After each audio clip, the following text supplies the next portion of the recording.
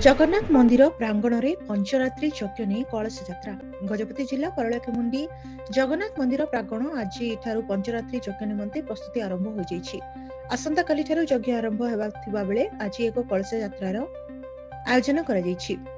तेबे एही अवसर में स्थानीय जगन्नाथ मंदिर ठारू बहु आडंबर सह संकीर्तन करी महिला माने सदाराम बंध ठारे पहुंचीथिले। पर जगन्नाथ मंदिर निर्माण कमिटीर संयोजक दुर्गामाधव पाणिग्राही एवं तांको भार्या बंध तुठरे समस्त नीतिकांति अनुसायी कलश पूजा आदि करी बंध चल नहीं मंदिर को फेरीथिले। एही परिप्रेक्षी शताधिक महिला माने जल भरा कलश धरी नगर परिक्रमा पूर्वक मंदिर ठारे पहुंचीथिले। जगत कल्याण एवं विश्व शांति उद्देश्य रे एही पंचरात्रि यज्ञर आयोजन करा जाउथिबार अनुष्ठानर सदस्य माने कहिथिले।